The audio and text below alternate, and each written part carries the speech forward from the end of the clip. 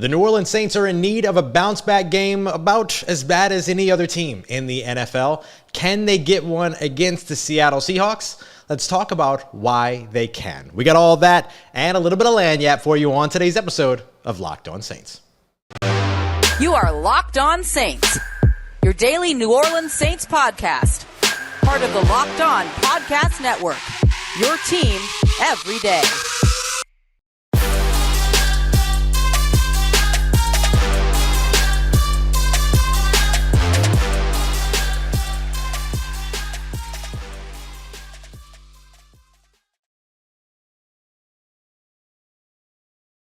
What is good, Who Dat Nation and Who Dat family? Welcome into another episode of Locked On Saints, your daily podcast covering your favorite team, the New Orleans Saints, part of the Locked On Podcast Network, your team every day. Thanks so much, as always, for making Locked On Saints your first listen of the day every day. Don't forget that we're free and available on all podcast apps and on YouTube as well. And I'm your host, Ross Jackson, at Ross Jackson Nola on Twitter, your New Orleans Saints expert, credentialed member of the media, CrescentCitySports.com, USA Today Saints Wire, Tuesdays on Locked On NFL, and here with you every single Monday through Friday, and then some, here on Locked On Saints. And today's episode of Locked On Saints is brought to you by LinkedIn. LinkedIn Jobs makes it easier for you to find the candidates that you want to talk to faster. Post your job for free at linkedin.com/LockedOnNFL. Tell you more about them later. We are here for a live episode of Locked On Saints here on this Wednesday afternoon. Thank you very much, everybody, for joining us. Don't forget that your team every day in the chat, like, subscribe, all that good stuff as well. If you're watching here on YouTube, to help the channel grow and help the channel out. I gotta say, real quick, just on a personal note, I usually never do this at the beginning of episodes, but just real quick to say it. I love so much that there's still so much support around this team and around this show, even while the team is 1-3. And I mentioned that mostly as a thank you to all of you for still supporting the show, all of that. But also, there is something else to be said in that, and it's the confidence around the New Orleans Saints team from its fan base. There's always going to sort of be that concern that, hey, they're not going to be able to right the ship. Things are kind of over for the season, blah, blah, blah, things like that. But there's always going to be some confidence as well, even if it's quiet confidence. You know what I mean? But what you're hearing from the New Orleans Saints is a very loud level of confidence. And that's why I do believe, and here's where we're going to start today's show, that the New Orleans Saints can have a bounce back game here against the Seattle Seahawks. And there's a couple of reasons why. Just to preview the rest of the episode, we're also going to be breaking down a little bit of Marshawn Lattimore's performance against Justin Jefferson, or rather Justin Jefferson's performance against Marshawn Lattimore, and why you shouldn't take that as the blanket statement for the rest of Marshawn Lattimore's 2022. Still a lot of good signs from him. And the one thing that will help the New Orleans Saints win on Sunday, we'll get to all of that, but can the New Orleans Saints even get this bounce back game on Sunday against the Seattle Seahawks? Is it even possible? Is it even reasonable to hope for, expect any of that? I do think that it is. And the main reason why is that where the New Orleans Saints haven't been able to really put it all together so far this season has been on the offensive side. I've said it over and over again here on the show. I don't mind saying it again, that I'm never really going to sugarcoat anything about the New Orleans Saints 1-3 start here. It's been a good team playing bad football so far this season. I'm not going to be a person that's going to be overly optimistic and is going to dismiss the issues that they have. Turnovers, penalties, explosive plays given up, special teams blunders, and an inefficiency to stay on the field over on the offensive side. Those are 5 major things that you're struggling with this year. Now, you've already seen them end up improving a couple of different things. The line up front played a lot better over the course of the last couple of games on the offensive side. The defensive line has not been getting pushed off their mark as much as what we saw week 1. The pass rush is starting to pick up, things like that we have seen as well. So those pieces are examples of what they've been able to fix, but there's still 5 major categories in terms of the things that they need to fix. And the Seattle Seahawks might be the perfect team to get them all fixed against, because over on the offensive side, where the New Orleans Saints have struggled so much, the Seattle Seahawks' biggest struggle has been on the defensive side. They're allowing about 28, 29 points per game. They're 31st in the NFL.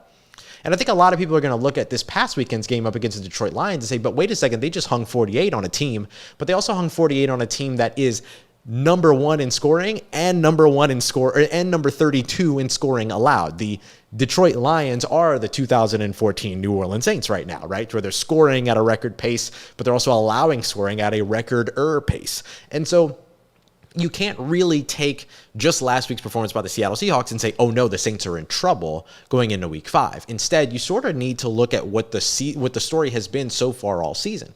And the Seattle Seahawks are a team that have not had trouble getting off the field over on the offensive side, so that's going to be a test for the New Orleans Saints defense. However, they have had a lot of trouble getting off the field on the defensive side because they've been letting up explosive play after explosive play after explosive play. One of the things that will allow the New Orleans Saints to be able to start to pick back up over the course of this season is going to be their ability to create those explosive plays so that they can pick up the chunk yards when they can't string together the long drives. Even better for them to be able to string together the long drives, which we saw a couple of examples of in London against the Minnesota Vikings, 12-play drive, 10-play drives, all that. Good to see all of that. However, when it comes down to what you're looking for in terms of what the Saints need in terms of a bounce back, they've got to get this offense right. Too much talent on this New Orleans Saints offense to be 1-3 and struggling on the offensive side. So they've got to be able to put all of that together. And while the Seattle Seahawks have been a pesky team so far, they won week 1, they won this past week, they're doing well. They are not necessarily a team that presents the same level of challenge as, let's say, the Tampa Bay Buccaneers. They are not necessarily a team that presents the same level of challenge as what the Minnesota Vikings provided last week. However, they're still a really good team that can't be slept on. So for the Saints, they've got to be able to string together the drives. They've got to be able to do all of that, get the run game going, all those good things. But they also need to be able to put themselves in a position to be able to take advantage of the explosive plays when they become available, and the Seattle Seahawks defense does give up those explosive plays. They need the health as well. Michael Thomas, Jameis Winston, if he's going to continue as the starting quarterback, which sounds like is going to be the case for the Saints, Andrews Pete, Alvin Kamara, that New Orleans Saints offense were down some pretty big weapons. They had Chris Olave go off the field a couple of times dealing with injuries. Jarvis Landry's coming back from an injury. He seemed to be at least on a little bit of a pitch count from what we've seen so far from him all throughout the season. So with all of that, the next thing you want to see is sort of the health come together. If those things can come back, if those pieces can come back and be a part of what this team is doing over on the offensive side with all of that talent on the roster going up against a weakened Seattle Seahawks defense that's looking for a bounce back themselves. If the Saints can get the bounce back over on the offensive side first, then that would be a really, really good position for them to be in. But they can't just bounce back on the offensive side, right? They have to win. That's the bottom line here in week 5. You have to win.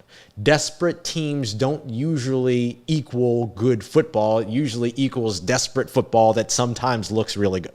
And maybe that will be what it is that leads the New Orleans Saints to victory this weekend, but it can't be just desperation. It has to be execution, attention to detail. It has to be good football that leads to a win. If you have good football and you still lose, doesn't really mean anything for you at this point. You go 1-4, it's tough to bounce back from that. Good football and a win, that's what you're looking for here for the New Orleans Saints in week 5, and hopefully they'll be able to get that up against the Seattle Seahawks, who do provide a favorable enough matchup for them to be able to, let's just say, acknowledge it as a reality. Okay, coming up next, the New Orleans Saints cornerback Marshon Lattimore struggled against Justin Jefferson this past weekend, but you shouldn't be concerned in terms of the long game when it comes to Marshon Lattimore this season. I'll tell you why as we continue on with today's episode of Locked On Saints. But before we get to that, I want to tell you about our friends over at LinkedIn. LinkedIn Jobs is the place to go if you're looking for jobs and if you're looking to hire as well. Eventually, I'm going to be looking for an intern or an assistant or something like that, and I'm going to use LinkedIn Jobs when I do that because I can use a little bit of help keeping everything together these days. So look out for that posting over on LinkedIn Jobs. And it's super easy because they allow you to create screening questions to make sure you're talking to the candidates that you want to talk to. Helps you expedite that process a little bit so that you're not wasting your time. And according to small businesses all around the world, they've all voted LinkedIn the #1 place for hiring and providing quality candidates versus all of the leading competitors. So go and check them out today, linkedin.com, and make sure you post your job for free as well. You can do that by heading over to linkedin.com/LockedOnNFL today. Post your job for free. Start hiring now. now. Talk to the folks that you want to talk to in an expedited and reliable process. Once again, that is linkedin.com/LockedOnNFL, linkedin.com/LockedOnNFL. Post your job for free. Terms and conditions apply. All right, family, continuing on with today's episode of Locked On Saints.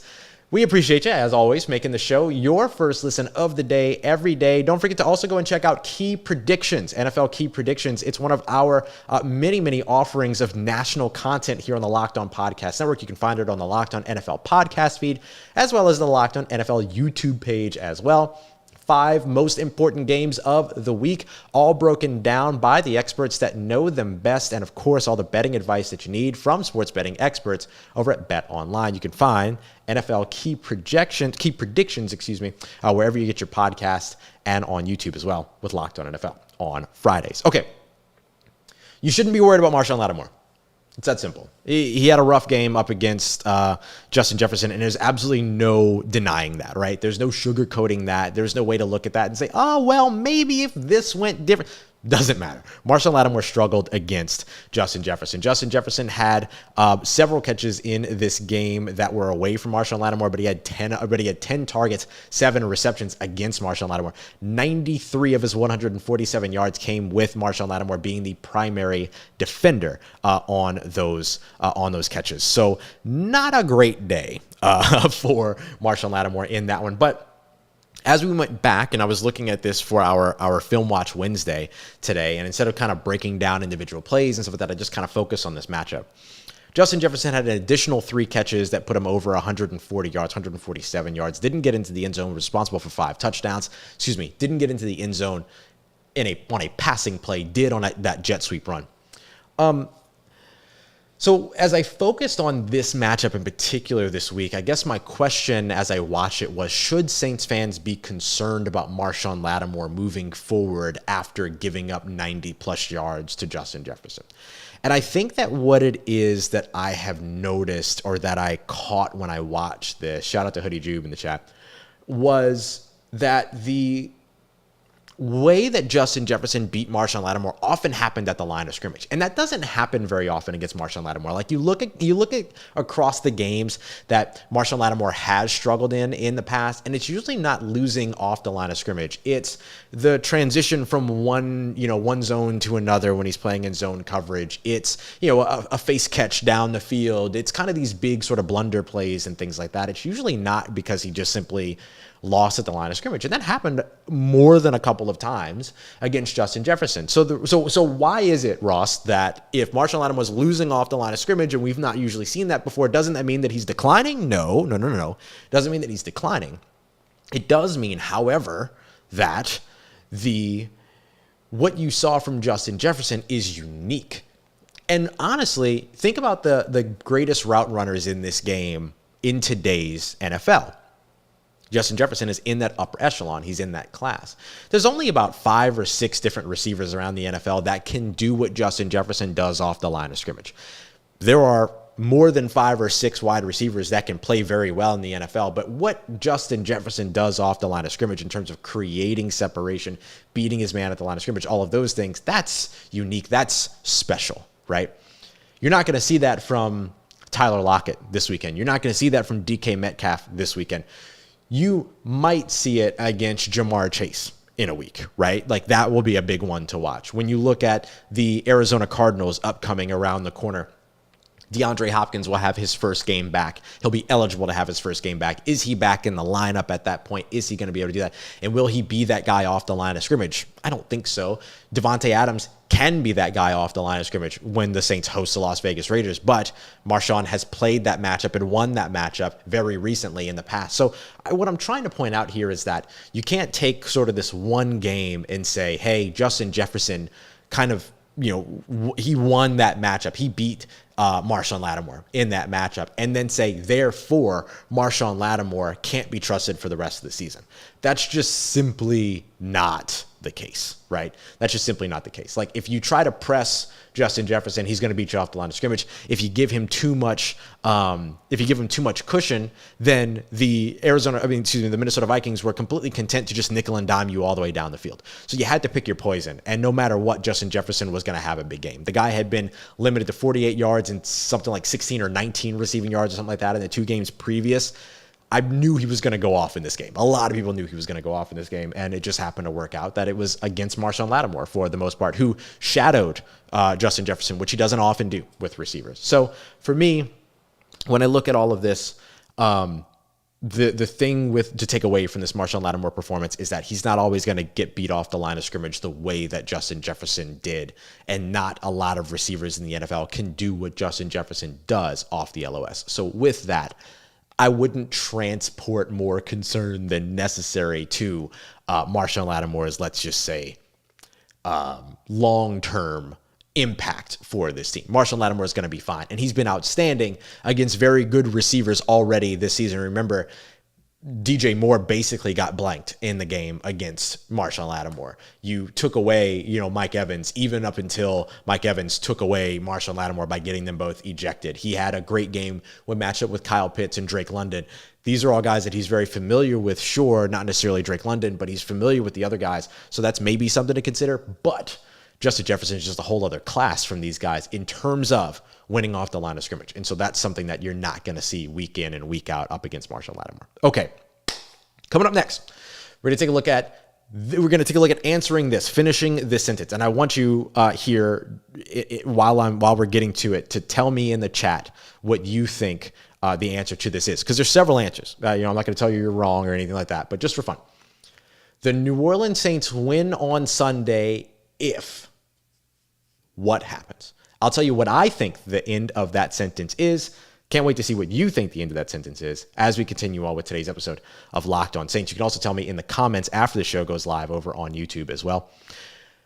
But before we get to that, and before we finish that sentence, I want to tell you about our friends over at BetOnline, your number one source for all of your sports wagering needs, sports wagering information. The New Orleans Saints -6 in this game, favored by 6 points in this one. So the BetOnline thinks the New Orleans Saints can have this bounce back game up against Seattle. Seattle has had one of the, I think it's the second worst defense in the NFL so far. And the New Orleans Saints trying to get right on offense. Could it all work out? Should you be taking the overs on yardage and things like that? Maybe. If you've got any thoughts on whether or not the New Orleans Saints can not only win outright, but cover that 6-point spread or not, you can check out BetOnline so you can get in on the action, maybe make yourself some money this weekend. It's not only the NFL, there's also the NBA with the New Orleans Pelicans back in action. Shout out to Jake Madison over at Locked On Pelicans and the excitement all around the return of Zion Williamson. You can get in on those odds, lines, and props all throughout the season over in the NBA for your Pelicans, LSU Tigers, Tulane Green Wave, and of course the New Orleans Saints and more over at BetOnline, where the game starts. Let's get it, Who Dat Nation. We are wrapping up today's episode of Locked On Saints, trying to finish a quick sentence, trying to just find the end of this sentence. The New Orleans Saints win on Sunday if, and we've seen a couple of things, cutting down on penalties, play more aggressively, no flags or turnovers. All of these things are right. All of those things are right? You can't shoot yourself in the foot anymore. You got to stop with the self-inflicted wounds. We spoke to Eric McCoy. We spoke to Pete Werner yesterday on Tuesday, who discussed attention to detail, not shooting themselves in the foot, that they've lost these games on their own. There's a self-awareness behind all that. But I'm going to tell you what. In my opinion, the New Orleans Saints win on Sunday if Alvin Kamara plays and is healthy. If Alvin Kamara plays and is healthy. I don't want to take that for granted, right? You can play and not be healthy. I think Alvin Kamara ends up being the entire difference in this game. Over 160 total yards a couple of years ago, over 170 total yards, over 150 total yards this past year up against the Seattle Seahawks. There is just, and look, Carlo right here saying it, run the dang ball, Bert. That's exactly it. Alvin Kamara has had 92 and 120 plus, if I remember correctly, receiving yards up against the Seattle Seahawks over the course of the last 2 meetings. If Alvin Kamara can have the game that we know that he is absolutely capable of having, he's got to be healthy, he's got to get out there, right? But if he can have the game that we know that he's capable of having, the New Orleans Saints win this weekend. Like, it's that simple for me. If Alvin Kamara has a good game, if Alvin Kamara plays, he's set up to have a good game against the Seattle Seahawks. He always does. To me, he's the key this weekend. I love so much being able to come onto the show and give you these really like intricate breakdowns and try to take these high level concepts and make them really digestible and discuss things like how high-low patterns might take advantage of this team's, aggressive blitzing or this team's, zone coverage looks and things like that. I love being able to bring all that stuff to you. I love doing that because it's what makes everybody a smarter football fan, right? Not even just a New Orleans Saints fan, a smarter football fan. But I'm not going to bring that to you today. I'm going to just be honest with you. What I'm bringing to you today is simple. Alvin Kamara is the key to this game. Like, that's really the way that I feel. If Alvin Kamara plays and the Saints win, it's that simple for me. Now, you have to make sure that you build the game plan around him. You have to be able to get him back to being a part of the game plan. And that's something we haven't seen. He's got, 19 receiving yards so far this season? Now, granted, he's only played 2 out of the 4 games so far, dealing with injuries, rib injuries, things like that.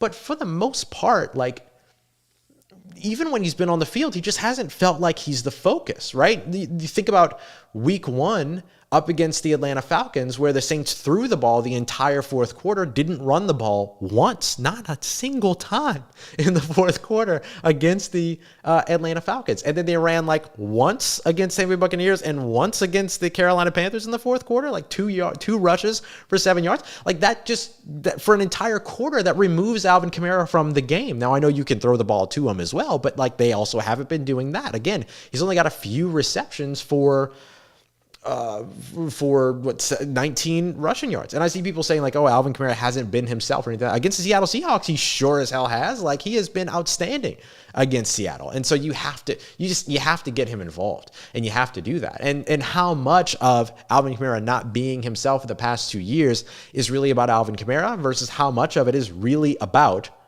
how he's being utilized. When he's not an emphasis in the red zone, when he's not an emphasis to get your drive started, when he's not a focus in your scripted plays, those things, that has a massive impact on what his numbers look like, which influence how we look at him. But if he's not a focus in the game plan, if they're not trying to get him the ball, or if he's being game planned out by the defense and you can't find a counter for that, then the issue's somewhere else. It's not just Alvin Kamara and whether or not he's good, which we know that he is. There's a failure somewhere else. So it has to get done. Right? And I think Michael Thomas becomes a big part of this conversation as well. You certainly hope to have him back this weekend. But honestly, Alvin Kamara for me is the absolute key to this game.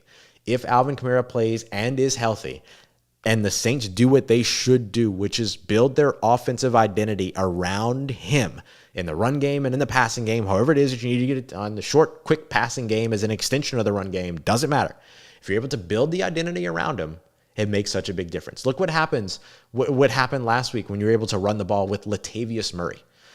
They ran the ball with Latavius Murray. It kept them close in a game, and Saints fans went nuts because another team signed him off the practice squad. That's how impactful just having a decent run game right now is for a team that has failed to put one together and has failed to put together rhythm on the offensive side. So you can tell already that people are starving for Alvin Kamara to get involved, that people are starving for the run game to get going, for greater efficiency on the offensive side. And I don't think any of that is unwarranted, right? Look what happened in that second half when you could still run the ball.